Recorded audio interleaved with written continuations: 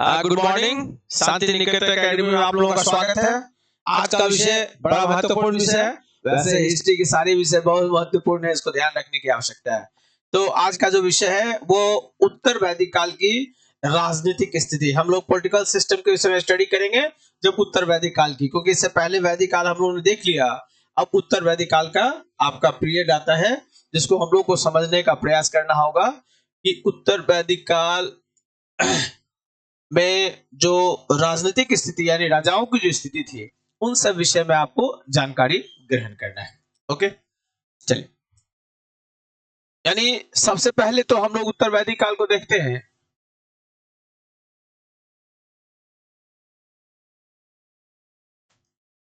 जो उत्तर वैदिक काल आप देख रहे हैं, अच्छी तरह जानते हैं कि इसका समय जो है वो आपका 1000 से 600 ईसा पूर्व तक, यानी 1000 ईसा पूर्व से 600 ईसा पूर्व तक, ये अच्छी तरह से आपको जानकारी है कि उत्तर वैदिक काल का पीरियड ये है। अब देखिए,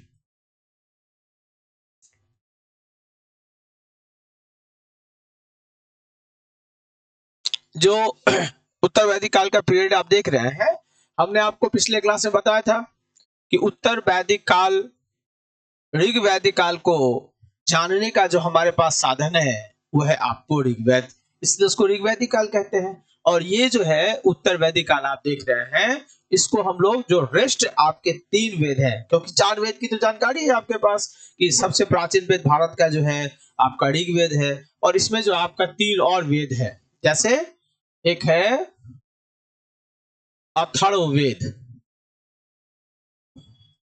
एक है यजुर्वेद, एक है सामवेद।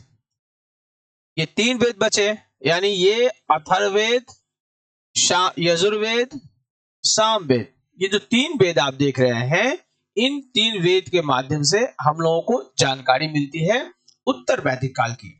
ठीक है, उत्तर वैदिक काल का स्रोत आपका 3 वेद हो गया, अथर्ववेद, यजुर्वेद और सामवेद। ये जो अथर्ववेद आप देख रहे हैं, अथर्ववेद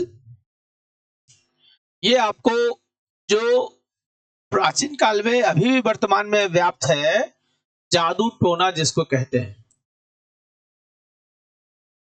इससे संबंधित आपको अथर्ववेद में आपको संग्रह है। अथर्ववेद में यानी जादू टोना मंत्र की जो बात हम लोग करते हैं ये आपको अथर्ववेद में करते हैं। यजुर्वेद में यज्ञ से संबंधित विधान है, यानी यज्ञ जो उत्तर वैदिक काल में बहुत ही ज्यादा यज्ञ का प्रचलन हो गया, जिसको हम लोग धार्मिक स्थिति में देखेंगे और राजा की स्थिति में देखेंगे कि आपका यजुर्वेद में जो यज्ञ की जो पद्धति है ना, ये इसका वर्णन आपको किया गया है। सामवेद यानी संगीत की बात करते हैं तो भारतीय संगीत का जनक आपको सामवेद को ही कहते हैं। ये ध्यान रखने की आवश्यकता है, क्योंकि जो गीत की जो गाना की जो पद्धति है ना, उस सामवेद में आपको वर्णित है। यानी ये 3 स्रोत हैं जिसके माध्यम से उत्तर वैदिक काल की स्थिति पता चलती है, इतिहास पता चलता है उत्तर वैदिक काल का। महत्वपूर्ण स्रोत है। इसके साथ हमने आपको बताया था कि ब्राह्मण और उपनिषद दोनों आपके इसके स्रोत होते हैं जो बाद में लिखे गए। अब हम लोग बात करते हैं, जब उत्तर वैदिक काल की बात करते हैं तो उसमें सबसे पहले जो महत्वपूर्ण पद, क्योंकि समाज जो था ना वो वैदिक काल में भी आपको कबीला में ही था, थोड़ा सा चेंजिंग आया था इसमें, इस सिस्टम में। यानी आपको ये जो राजा जो है ना, ये आपको महत्वपूर्ण हो गए थे। उत्तर वैदिक काल में राजा जो है आपके महत्वपूर्ण हो गए थे। और ये राजा, जैसे कि आपका सबसे पहले हम लोग देख ले कि पूर्व वैदिक काल में जो राजा का जो चुनाव होता था ना, हमने कहा था कि आपको 3 संस्था थी, उसमें एक थी समिति। ये जो समिति आप देख रहे हैं, इसके अध्यक्ष हमने बताया था ईशान, यानी आपको समिति के माध्यम से राजा का निर्वाचन होता था, चुनाव किया जाता था। लेकिन जब उत्तर वैदिक काल में प्रवेश करते हैं ना, ये संस्था तो कमजोर हुई और आपको राजा का निर्वाचन एक तरह से पूर्णतः वंशानुगत हो गया, यानी अब ज्यादा समिति की भूमिका नहीं रही। यानी अब इसमें राजा का चुनाव जो होता था वो समिति आपको महत्वपूर्ण नहीं होता था, अब वंशानुगत हो गया, यानी राजा जो है उसके बेटे आपको राजा बन गए। तो एक थोड़ा परिवर्तन हम लोगों को ये देखने को मिलता है। दूसरी बात इसमें ध्यान रखने की आवश्यकता है कि उत्तर वैदिक काल में जो राजा हुआ करते थे पहले, जब ऋग वैदिक काल की बात करते हैं तो वो प्रजा आश्रित थी, यानी आपको प्रजा पर डिपेंड थी। कब? जब हम ऋग वेद की बात करते हैं तब, ऋग वेद की बात करते हैं तब, यानी प्रजा पर आश्रित थी। अब थोड़ा चेंजिंग हो गया, ये हो गया प्रदेशात आश्रित, यानी अब जो है वो प्रदेश पर यानी राज्य पर राजा जो है वो निर्भर करने लगे। यानी कहने का मतलब है कि ये पद जो है अब वंशानुगत हो गया। क्लियर? यानी अब जो पद जो है ना वो वंशानुगत हो गया। अब हम लोग बात करते हैं तो राजा का चुनाव जो है ये हम लोग समझ गए कि राजा का चुनाव कैसे होता था। समिति आपको कमजोर हो गई थी, यानी ईशान जो महत्वपूर्ण शासक थे वो आपको कमजोर हो गए थे। धीरे धीरे ये जो आपका लगभग हम 700 ईसा पूर्व की बात करें, ध्यान देने की बात है, 700 ईसा पूर्व की बात करें तो एक आपका जो प्रकाश, एक स्थल जो है ना वो आपको खोज में निकला। एक स्थल की खोज हुई, खासकर आपको उत्तरी भारत में। ये जो क्षेत्र आप देख रहे हैं उत्तरी भारत में एक स्थल की खोज हुई 700 ईसा पूर्व में, जहां आपको एक अलग प्रकार की स्थल प्रकाश में आता है। उस स्थल को कहते हैं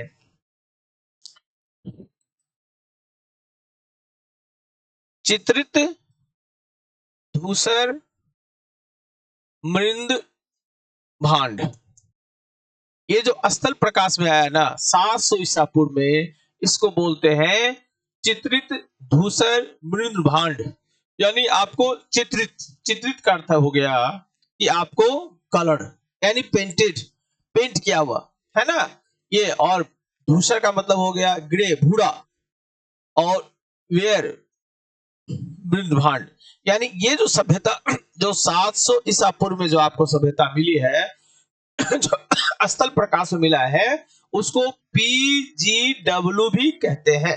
यानी उसका हिंदी हो गया चित्रित धूसर मृदभांड। इसका अर्थ हो गया कि उत्तर वैदिक काल के लोग जो मृदभांड का प्रयोग करते थे, उत्तर वैदिक काल में जो मृदभांड का प्रयोग करते थे वो आपका था अधिकांश था चित्रित धूसर मृदभांड। तो इसको समझने की आवश्यकता है क्योंकि इसी बर्तन के प्रयोग से, बर्तन का जो हम लोग प्रयोग करते हैं तो सभ्यता में परिवर्तन देखने को मिलता है। ये स्टडी का, हिस्ट्री के स्टडी का बड़ा इंपॉर्टेंट पार्ट है। बहुत बच्चे को समझ में नहीं आती है, थोड़ी सी समझने का प्रयास करेंगे। यानी अगर हम बर्तन बनाने का कला अगर डेवलप करते हैं ना, परिवर्तन करते हैं ना, तो अलग दूसरी सभ्यता का सूचक होता है। जैसे सबसे पहले आप देख लीजिए वैदिक काल से पहले हमारे यहाँ हड़प्पा सभ्यता थी। जो हड़प्पा सभ्यता आप देख रहे हैं ना, तो हड़प्पा सभ्यता में एक हम लोग यूज करते थे मृदभांड। वो अधिकांशता क्या सही है, काला और लाल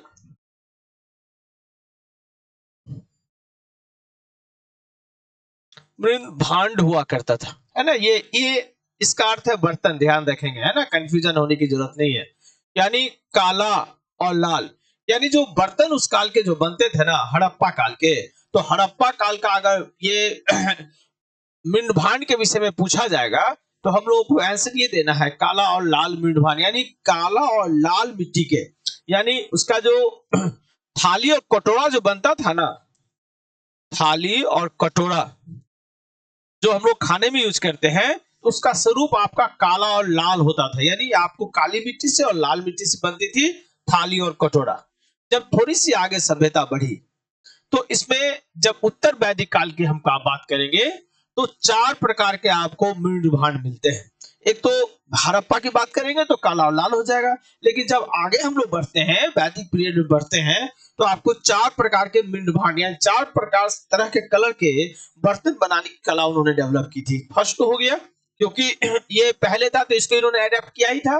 उसके बाद आपका हो गया स्पेशल काली मृदभांड। यानी स्पेशल आपको होता था, यानी काली का, यानी जो काली मिट्टी है ना, इसका थाली और कटोरा बनाते थे।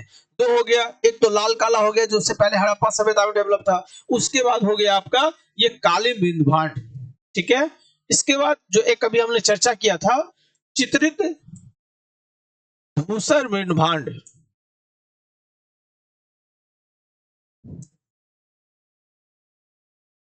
यानी धूसर, चित्रित धूसर, धूसर मीन्स ग्रे, चित्रित पेंटेड, यानी ये तीसरा भी आपको मिंडभांड की के पास जानकारी थी। और चौथा जो था वो था आपका लाल, यानी ये तीन प्रकार के तो आप देख रहे हैं जो तीनों प्रकार के वैदिक काल में पीरियड में यूज होता था। और चौथा जो है वो है आपका, उसको कहते हैं लाल मिंडभांड, यानी स्पेशल आपका लाल का बनता था। ये चारों प्रकार के जो मिंडभांड है ना, वो आपको इसमें इस काल में अवेलेबल थे, यानी लाल।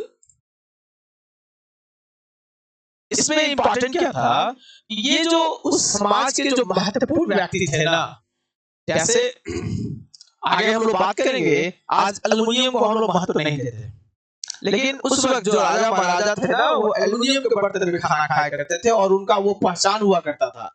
आज एल्युमिनियम का बर्तन शायद भिखमंगे लोग भीख मांगने के लिए यूज करते हैं। आज बड़ा वो हंसी का पात्र हो जाएगा जब लोग एल्युमिनियम के बर्तन में खाना खाएंगे, लेकिन वो कभी था राजा महाराजाओं की आपका महत्वपूर्ण यूसेज था।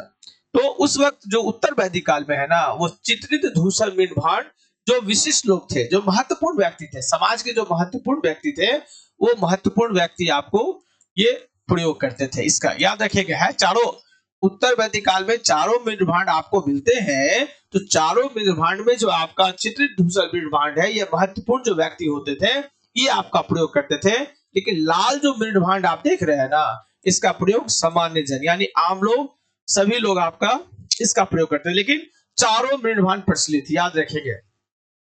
जब हड़प्पा के मिंड भांड के विषय पूछा जाएगा तो काला और लाल कर देंगे, कहीं से कोई कंफ्यूजन नहीं है। लेकिन जब आगे बढ़ेंगे तो आप उत्तर वैदिक काल में चारों प्रकार के मिंड भांड का प्रयोग किया जाता था, और वो एक सभ्यता का पूरक था। वो जो मिलता था ना, तो वो लगता था कि आपको अगर चेंजिंग आती थी तो लगता है कुछ परिवर्तन हो रहा है, कुछ अगली सभ्यता का विकास हो रहा है। तो बड़ा इंपॉर्टेंट है प्राचीन इतिहास को पढ़ने में, ये जो बर्तन आप देख रहे हैं ना, बड़ा इंपॉर्टेंट है, क्योंकि इससे बहुत ही आधार मिल जाता है। क्लियर है? आगे देखिए, अब हम लोग बात करते हैं, हमने देखा कि राजा का चुनाव कैसे होता है, इसमें कहीं से कोई कंफ्यूजन हम लोगों को नहीं है। अब इन्होंने अपना क्षेत्र विस्तार करना प्रारंभ किया। जो वैदिक काल के लोग थे, जब उत्तर वैदिक काल में अपने क्षेत्र को जब उन्होंने बहुत ज्यादा विकसित किया, तो आपको अब उन्होंने विस्तार करना शुरू किया। क्योंकि हम लोग इस बात को जानते हैं कि एक वंश का उदय हुआ था जो आपको महाभारत युद्ध से संबंधित है। हमने कहा था आपको कि Bharat plus Puru, Bharat plus Puru equal to Kaurava, Kuru, Kuru वंश। इसी कुरु वंश में आपको कौरव और पांडव हुए, कौरव और पांडव हुए, जिनके बीच में युद्ध हुआ, वही आपका महाभारत युद्ध है। बड़ा ये चिंता का विषय है, आगे हम लोग देखेंगे। इसमें कुछ ऐतिहासिक पुष्टि नहीं होती है, फिर भी हम लोग उन विषयों पर नहीं जाएंगे। तो कुरु वंश जो है ना, उन्होंने कुरु वंश, एक और वंश आपका डेवलप हो रहा था, क्षेत्र डेवलप हो रहा था, वो पंचाल था। तो इन्होंने अपना क्षेत्र विस्तार किया। जैसे कि एक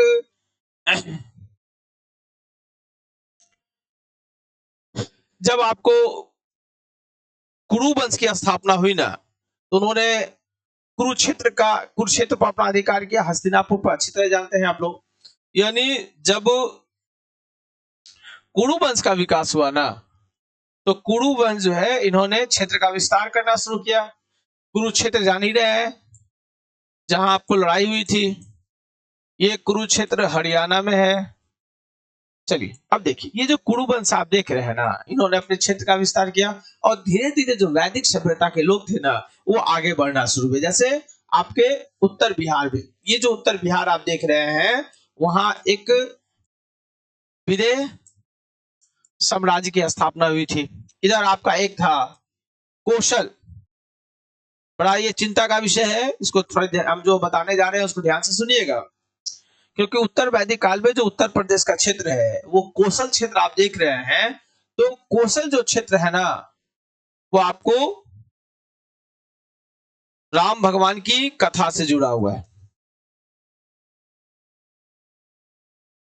यानी राम जो थे ना ये कौशल के नरेश थे। अब देखिए ये राम की कथा का तो जिक्र है, लेकिन जब हम वैदिक काल को पढ़ेंगे, जो वैदिक साहित्य है उस वैदिक साहित्य में कहीं भी राम की चर्चा नहीं है। बड़ा ये चिंता का विषय है। फिर भी आगे जो भी हम लोगों की मान्यता हो अलग बात है, लेकिन आपको यहाँ इस कौशल क्षेत्र में राम की चर्चा आपको किसी भी वैदिक साहित्य में आपको देखने को नहीं मिलती है।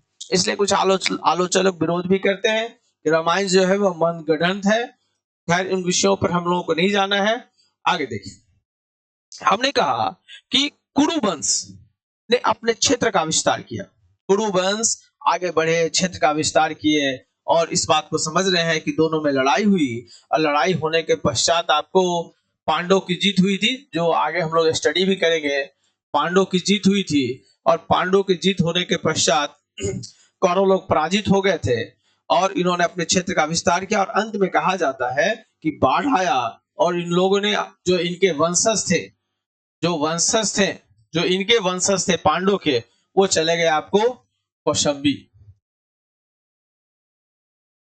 बाढ़ में हस्तिनापुर दह गया। ऐसा कहा जाता है, इतिहासकार कहते हैं कि हस्तिनापुर जो है बाढ़ में दह गया और दहने के पश्चात आपको पांडव जो है उस जो उनके वंश के थे लोगों ने छोड़कर कौशंबी इलाहाबाद के पास ये जगह याद रखेंगे, है ना। इन्होंने जो साहित्य के अनुसार, जो महाभारत पुस्तक है उस साहित्य के अनुसार हम लोग ये देखते हैं कि जब इनके वंशज की मतलब वंशज जो थे बाढ़ आने से हस्तिनापुर डूब गया तो उन्होंने जगह परिवर्तन कर दिया। वो जगह था कौशाम्बी। याद रखने की आवश्यकता है। चलिए अब हम लोग बात करते हैं कि जब महाभारत का आप स्टडी करेंगे ना, महाभारत के विषय जब आप पढ़ेंगे ना, तो उस पुस्तक में बड़े बड़े महल की चर्चा की गई है। एक विशाल, जब महाभारत सीरियल भी देखते होंगे तो बड़ा बड़ा महल आपको नजर आता है, ठीक है, लेकिन पुस्तक में भी उस आलीशान मकान से भी चर्चा की गई है, ठीक है। अब देखिए ये जो महाभारत का समय जो है ना, हमारे इतिहासकार के अनुसार जो महाभारत की जो युद्ध हुई इसका समय है आपको 950 ईसा पूर्व।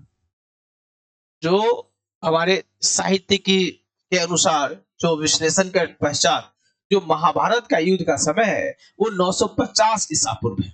जो 950 ईसा पूर्व आप देख रहे हैं महाभारत के युद्ध हुआ। और महाभारत का युद्ध जिस जगह की हम लोग बात करते हैं हस्तिनापुर, ये जगह जो देख रहे हैं ना, यानी जो उन्होंने आलीशान मकान का चर्चा किया है और 950 ईसा पूर्व में घटना हुई है। और आपको बता दें कि जो महाभारत जो पुस्तक देख रहे हैं ना उसकी रचना बहुत बाद में हुई। वो हुई आपकी 4वीं शताब्दी ईस्वी में। 4वीं शताब्दी ईस्वी में यानी आपको ये घटना है ईसा पूर्व की और 4वीं शताब्दी 400 वर्ष के पश्चात आपको महाभारत पुस्तक की रचना हुई थी। महाभारत की पुस्तक उस काल में रचना नहीं हुई थी, बाद में पूरी जो महाभारत तैयार हुई ना वो बाद में रचना हुई। यानी आपको 4वीं शताब्दी में, 4वीं शताब्दी में कुछ नगर के अवशेष मिलते हैं। लेकिन जब 950 ईसा पूर्व की बात करेंगे तो इस तरह की कोई जानकारी हम लोगों के पास नहीं है। और उत्खनन में आपको जो कच्चे घर मिले हैं, याद रखेंगे, जो हस्तिनापुर का जो उत्खनन किया गया, यानी वैदिक सभ्यता उत्तर वैदिक काल के अस्तित्व को समझने का पुरातात्विक स्रोत के माध्यम से समझने का प्रयास किया गया, तो आपको वहां मिट्टी के घर मिले हैं। और ऐसा कहा जाता है कि उत्तर वैदिक काल के लोग पक्की ईंट का प्रयोग भी नहीं जानते थे। बड़ा विवाद का विषय है। यानी इतने बड़े बड़े महल की चर्चा की गई है, लेकिन आपको जो यानी कहने का मतलब है कि महाभारत के युग के समय के लोग, यानी उत्तर वैदिक काल के लोग पक्के ईंट का प्रयोग भी नहीं जानते थे। बड़ा चिंता का विषय है।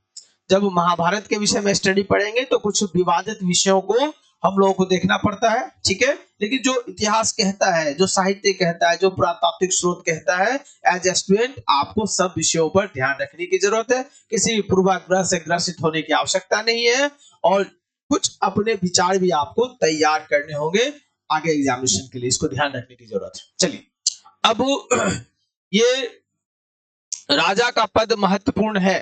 जब राजनीतिक व्यवस्था की बात करेंगे तो राजा का पद आपका महत्वपूर्ण है और राजा अपने आप को स्पष्ट करने के लिए, यानी अपने वर्चस्व को बनाए रखने के लिए, आम जनता से अपने आप को महत्वपूर्ण बनाने के लिए और साथ में आम जनता से जोड़ने के लिए आपको कुछ यज्ञ किया करते थे ताकि उनका वर्चस्व कायम रहे। सब लोग नहीं कर पाते, इतने बड़े यज्ञ की बात हम लोग करते हैं, सब लोग नहीं कर पाते। जैसे कि बड़ा इंपॉर्टेंट यज्ञ है, याद रखेंगे, राजा ने अपनी महत्ता को बढ़ाने के लिए, अपने महत्व को बढ़ाने के लिए कुछ यज्ञों को प्रोत्साहित किया, यज्ञ को, है ना। उस क्योंकि जब यजुर्वेद की बात करेंगे तो यजुर्वेद में आप तो जान ही रहे हैं कि यज्ञ की चर्चा की गई है ना। यज्ञ के मंत्रों की चर्चा की गई है कि यज्ञ किस प्रकार करना है, क्या करना है। इसमें एक राजा अपने महत्व को बढ़ाने के लिए एक यज्ञ क्या करते थे, उसका नाम है राज सूर्य यज्ञ। अब देखिए, जब राजा को अपना राज्याभिषेक करवाना होता था, जब राजा जो है अपना राज्याभिषेक करवाते थे तो उसके लिए एक यज्ञ करते थे, इसको बोलते हैं राज सूर्य यज्ञ। इस यज्ञ में क्या होता था सो देख लीजिए। राज्याभिषेक करवाना है राजा को, है ना, राज्याभिषेक करवाना है तो इसकी प्रक्रिया चलती रहती थी, लंबी प्रक्रिया थी, लेकिन एक दिन में संपन्न करने का प्रयास किया जाता था। ये जो आप देख रहे हैं ना, तो सबसे पहले जो इसके पुरोहित हुआ करते थे और 17 जगह से आपको जल लाया जाता था। 17 जगह से आपको जल लाया जाता था और जल लाने के पश्चात राजा का पूजा किया जाता था, यानी जो राज्याभिषेक की तैयारी, यानी कह सकते हैं कि राजा को शुद्ध किया जाता था। ये 17 जगह से आपको जल के माध्यम से इनको शुद्ध किया जाता था और इनको जो पुरोहित वर्ग थे ना, वो उत्तर वैदिक काल में जो 4 वर्ग है, सामाजिक व्यवस्था करेंगे, बाद में हम लोग पढ़ेंगे सामाजिक व्यवस्था को, तो इसमें आपका राजा को तीर धनुष दिया जाता था, यानी उनको तैयार किया था राजा को। इसके लिए जो एक राजा के मदद के लिए आपको एक पद था, मतलब पद क्या, समाज का स्वरूप था, जिसको बोलते हैं रत्नी। रत्नी ये आपको उस समाज में उत्तर वैदिक काल में 12 रत्नी थे, तो 12 रत्नी के यहाँ उत्तर वैदिक काल के राजा को हवि प्राप्त करना पड़ता था। हवि, अब ये हवि क्या है इसको समझना आवश्यक है।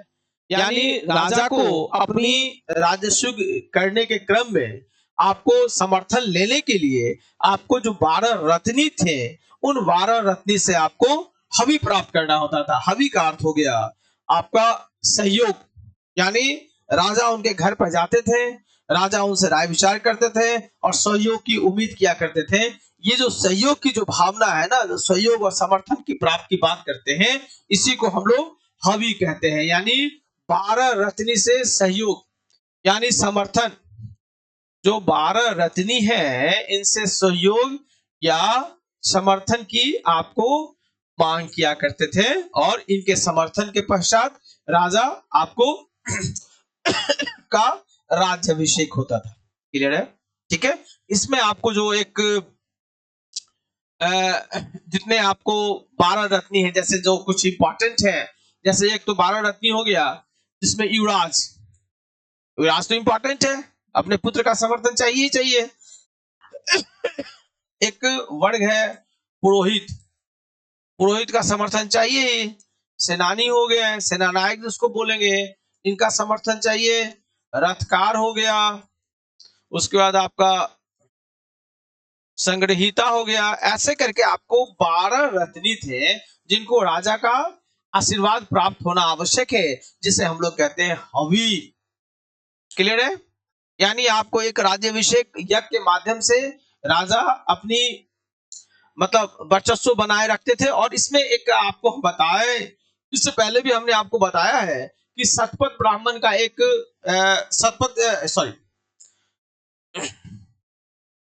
ऋग्वेद का एक ब्राह्मण है, उसको बोलते हैं ऐत्रेय ब्राह्मण।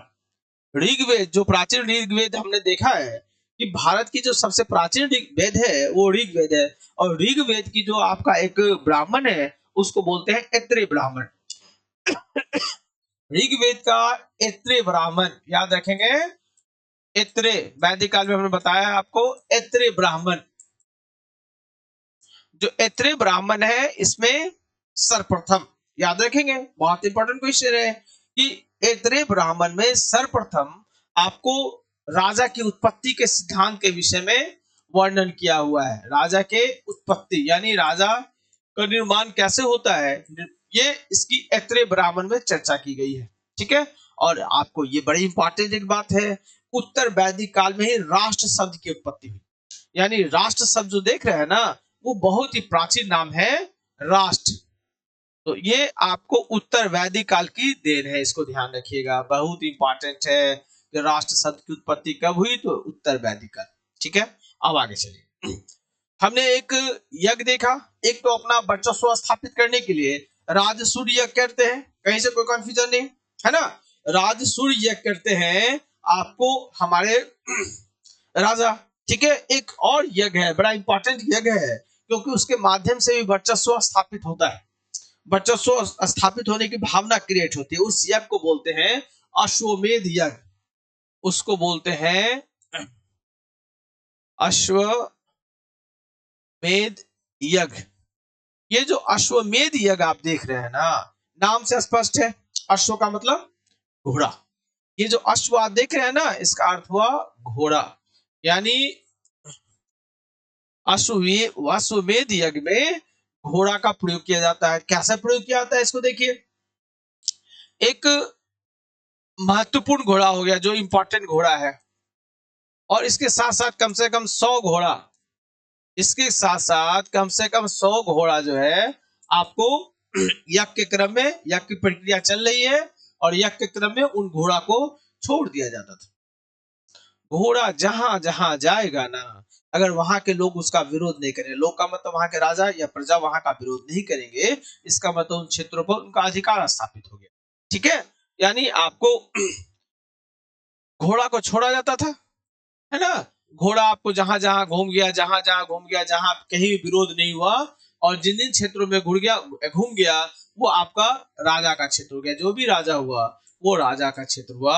यानी अश्वमेध यज्ञ के माध्यम से इस प्रकार की प्रक्रिया अपनाई जाती थी। अब अश्व जब घूम कर आता था, सब जगह से घूम के आ गया, जो राजा की जो रानियां होती थी ना, जो रानी जो हुआ करती थी, रानियां जो हुआ करती थी, वो घोड़ा का तिलक उलक करती थी, है ना, यानी पूजा पाठ करती थी वापस आने के क्रम में, और उसके पश्चात घोड़ा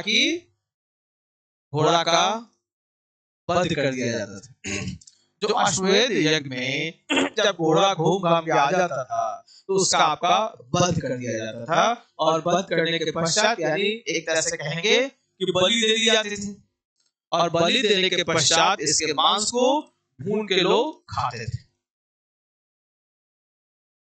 यानी इससे भी पता चलता है कि आपको उत्तर वैदिक काल के लोग आपको मांसाहारी भी थे, तभी तो मांस खाते थे ना। यानी अश्वमेध यज्ञ संपन्न होता है, और संपन्न होने के पश्चात आपको जिन जिन क्षेत्रों में वो घोड़ा आपको प्रवेश किया होगा, उन क्षेत्रों पर राजा का आधिपत्य हुआ करता था। तो फर्स्ट हमने बताया आपको राजसूय यज्ञ, दूसरा हमने बताया अश्वमेध यज्ञ। और यज्ञ की बात कर ले, क्योंकि यज्ञ के माध्यम से किसी भी व्यक्ति का कहीं भी किसी भी समाज में यज्ञ होता है ना, तो उस व्यक्ति की समाज में प्रतिष्ठा होती है। उसी प्रकार हमारा राजा हो गया, राजा को भी प्रतिष्ठा चाहिए था, सम्मान चाहिए था। तो एक तीसरा यज्ञ जो है ना, वो है वाजपेयी यज्ञ। तीसरा जो यज्ञ है ना, वो है आपका वाजपेयी यज्ञ। ये इस वाजपेयी यज्ञ में आपको, इसमें घोड़ा रथ में बंधा होता था। यानी आपको ये जो दौड़ है ना, ये आपको रथ दौड़ है। यानी इसमें राजा के रथ आगे रहते थे, और आगे रहने के पश्चात अपना प्रभुत्व स्थापित करते थे। जब वापस आते थे तो यज्ञ होता था। तो तीसरा यज्ञ हो गया वाजपेयी यज्ञ। एक और यज्ञ है, खराब यज्ञ है, अच्छा यज्ञ नहीं है, उसको बोलते हैं पुरुष मेध यज्ञ, यानी अश्वमेध यज्ञ, उसमें घोड़ा की बलि दी जाती है, और पुरुष मेध यज्ञ यानी पुरुष की बलि दी जाती है ना। उस समय जब उत्तर वैदिक काल का पीरियड है तो पुरुषों को भी आपका बलि दी जाती थी। इस बात को समझने की आवश्यकता है, क्योंकि वैदिक पुस्तकों में आपको पुरुष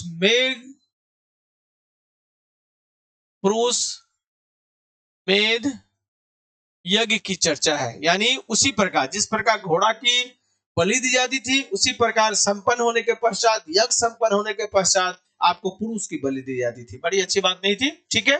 लेकिन जो इतिहास कहता है, जो साहित्य कहता है, क्योंकि हम लोग अच्छी तरह समझते हैं कि उत्तर वैदिक काल या वैदिक पीरियड की को समझने का जो हमारे पास महत्वपूर्ण स्रोत है ना, वो स्रोत है साहित्य स्रोत। इसको ध्यान रखने की आवश्यकता है, क्योंकि इससे पहले हमने कहा था कि हड़प्पा को समझने का स्रोत है पुरातात्विक स्रोत, लेकिन वैदिक काल को समझने का स्रोत है साहित्य स्रोत। तो इस साहित्य स्रोत में पुरुष मेध यज्ञ का चर्चा है। तो हम लोगों को यह समझने की आवश्यकता है कि राजा अपने महत्वपूर्ण स्थान बनाए रखने के लिए, यानी दैवीय संपर्क स्थापित करने के लिए, क्योंकि राष्ट्र की उत्पत्ति हो चुकी थी और राजा का पद वंशानुगत हो गया था, इस स्थिति में अपने वर्चस्व को स्थापित करने के लिए कुछ योगों का उन्होंने प्रदर्शन किया। और इस यज्ञ के पीछे क्या रीजन होगा, नहीं होगा, क्योंकि जब उत्तर वैदिक काल की बात करते हैं तो आपको जब धर्म की हम बात करेंगे तो उसमें आप देखेंगे कि कर्म कांड से बहुत ज्यादा बढ़ गया था, है ना।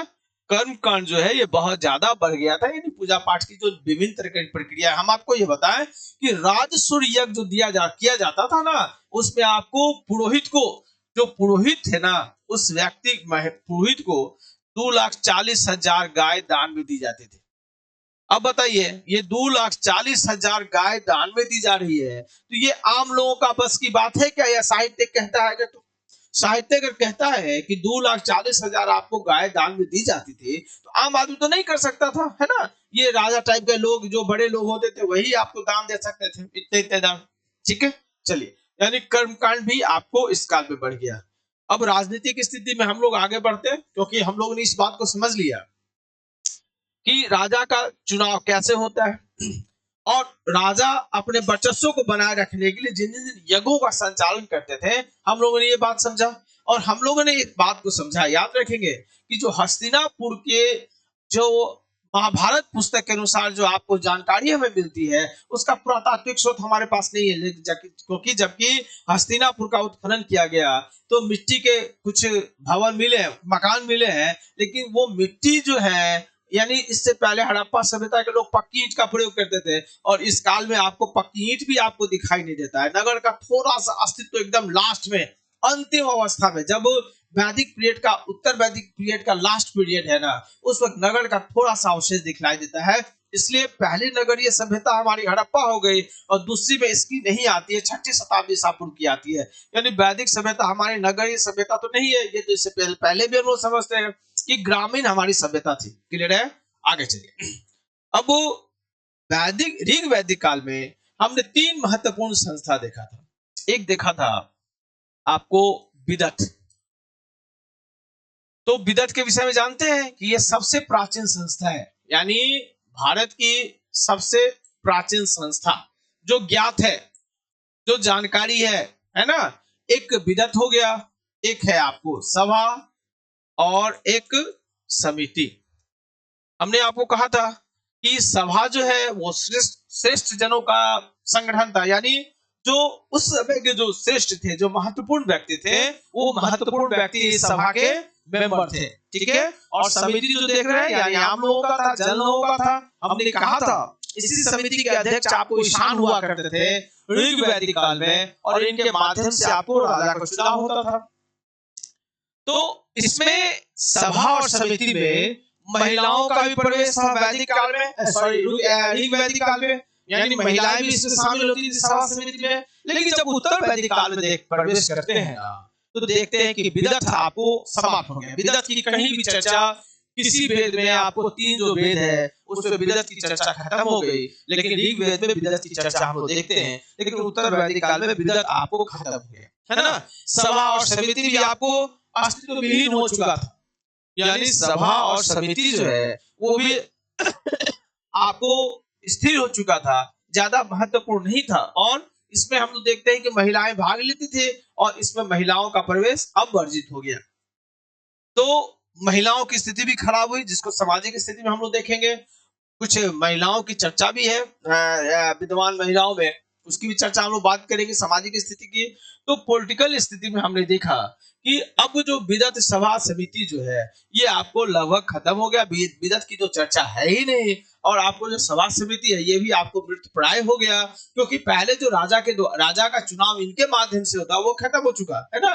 और आपको इसमें महिलाएं का प्रवेश होता था, वो महिलाएं भी आपको इस काल में प्रवेश करना बंद कर दी, यानी सरकार के द्वारा या राजा के द्वारा, यानी वहां की जो व्यवस्था के द्वारा महिलाओं का प्रवेश भी वर्जित कर दिया गया।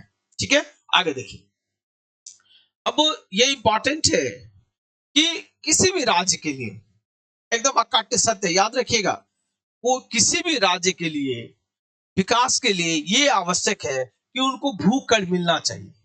भूकर का मतलब कर मिलना चाहिए, है ना। भूकर तो सारी बातें हो गई, यानी आपको टैक्स मिलना चाहिए। ये जो टैक्स मिलेगा ना, तो टैक्स जब तक नहीं मिलेगा, जब तक राजा के पास या किसी व्यवस्था के पास आपको पूंजी नहीं होगी ना, पैसा नहीं होगा ना, वो व्यवस्था आपको नहीं चला पाएगा। ठीक है, तो उत्तर वैदिक काल में जब राजा महत्वपूर्ण हो गए तो आपको राजा के द्वारा आपको कर का भी निर्धारण किया गया, कर भी लिया जाता था, क्योंकि कुछ अधिकारी की चर्चा इसमें हम लोग देखते हैं आगे कि कर लेने के लिए ये कुछ अधिकारी की उन्होंने नियुक्ति किया था। क्योंकि उत्तर वैदिक पीरियड में हम लोग ने देखा था एक भागदुग्ध जो आपको कर संग्रह करता था, है ना, वो कर संग्रह करता था। अगर ये पद आपको दिया हुआ है भागदुग्ध, तो इसका मतलब ये हुआ कि आपका अगर कर संग्रह की चर्चा है तो कर राजा के द्वारा अवश्य रूप से लिया जाता होगा। और स्वाभाविक है, कोई भी राज्य, कोई भी वंश, कोई भी व्यवस्था तब तक डेवलप नहीं करती है जब तक उसके पास पूंजी नहीं हो। पूंजी होनी आवश्यक होती है। तो राजा ने अपने आप को डेवलप करने के लिए कर संग्रह की व्यवस्था भी की थी। जैसे कि एक चर्चा भी है संग्रहिता, इसको बोलते हैं कोषाध्यक्ष। ये अगर आपको चर्चा है वैदिक पीरियड में, तो कोषाध्यक्ष संग्रहिता, इसका मतलब कोष रखने के लिए कोई अधिकारी नियुक्त था, संग्रहिता था। इसका मतलब आपको पैसा तो आता ही था, और पैसा की तो आवश्यकता है। हमने कहा कि कोई भी संस्था डेवलप के लिए ये पूंजी की आवश्यकता होती है, तो पैसा की आवश्यकता थी। तो राजा अपने आप को संपन्न करने के लिए यह आवश्यक था कि वो कर का संग्रह कहीं ना कहीं से करेंगे, ताकि आपको सेना का भी संगठन करना आवश्यक है। लेकिन आपको बता दें कि न वैदिक पीरियड में, सॉरी, न ऋग वैदिक पीरियड में, न उत्तर वैदिक पीरियड में, दोनों जब पीरियड की हम लोग बात करते हैं, तो ना दोनों किसी भी पीरियड में आपको राजा की अस्थाई सेना नहीं हुआ करती थी। यानी कहने का मतलब है कि अस्थाई सेना नहीं हुआ करती थी।